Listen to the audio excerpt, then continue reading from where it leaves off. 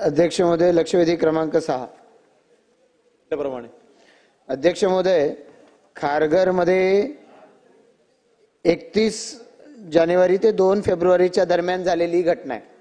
अंजुमन मदरसा Arabia Islamia कासिमुल उलूम हक्कानी मस्जिद या नावाच्या या संस्थेनं खारघरमध्ये नव्या मुंबईमध्ये हा इस्तेमा भरवण्यासाठी परवानगी मागितली। त्याच्या दरम्यान ही घटना झालेली आहे।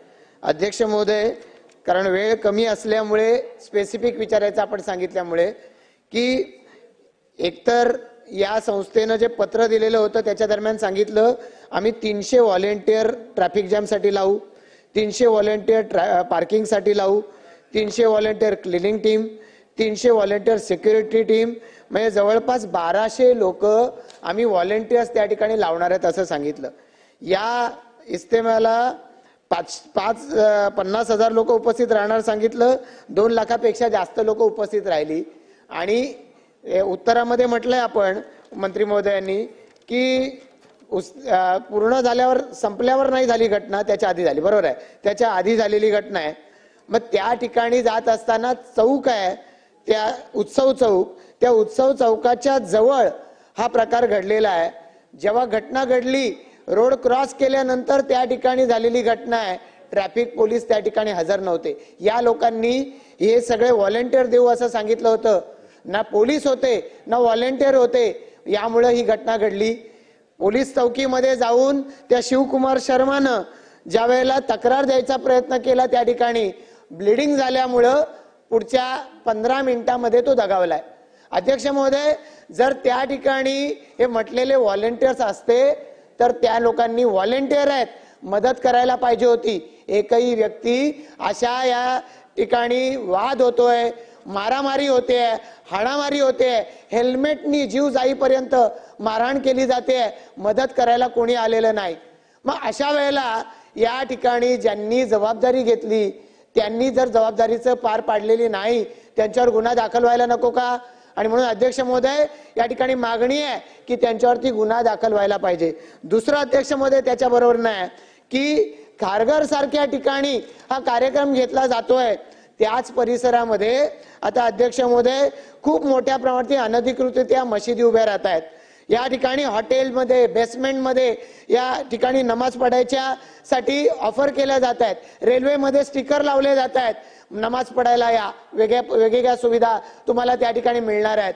आता या खारघर तळोजा परिसराचं मुंब्रा करण्याचा घाट घातला जातो अध्यक्ष महोदय, आणि म्हणूनच या सगळ्या प्रयत्नाचा हा भाग बनलेला आहे।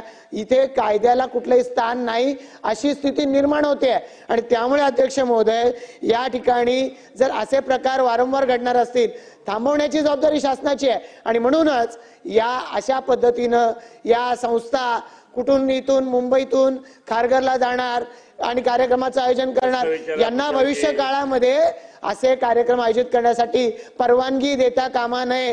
हे जर नियम पाळणार नसतील तर अध्यक्ष महोदय का परवानगी देता?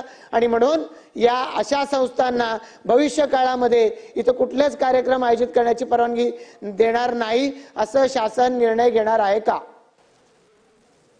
अध्यक्ष महोदय, इस्तिमाचा हा कार्यक्रम नवी मुंबई इथे संबंधित त्या तारखांना तो झाला 2 फेब्रुवारी ते 31 जानेवारी ते 2 फेब्रुवारी आणि परवानगी घेत असताना त्यांनी सिडकोच्या जागेमध्ये हे कार्यक्रम करत असताना त्यांनी सगळ्या परवानग्या घेतल्या होत्या।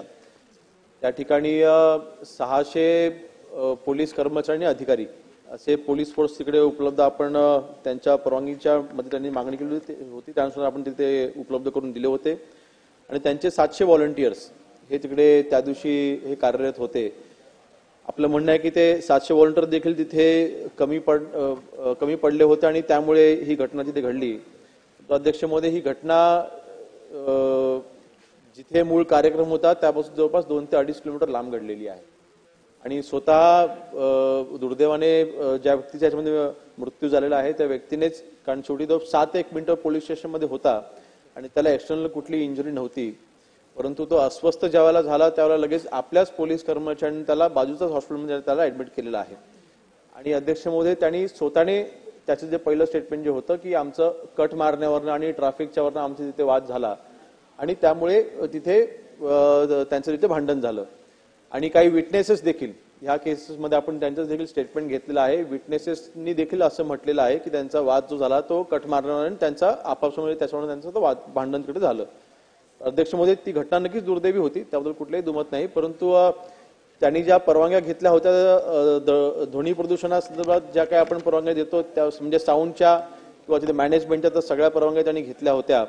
त्यामुळे अशा संस्थांना परवानगी देत असताना अर्थातच आपण सगळी दक्षता घेतच असतो आणि शेवटी मॅनेजमेंटचा विषय ही परवानगी देत असताना विभागाची देखील तितकीच जबाबदारी आणि त्या संस्थेची देखील जबाबदारी मला मान्य आहे.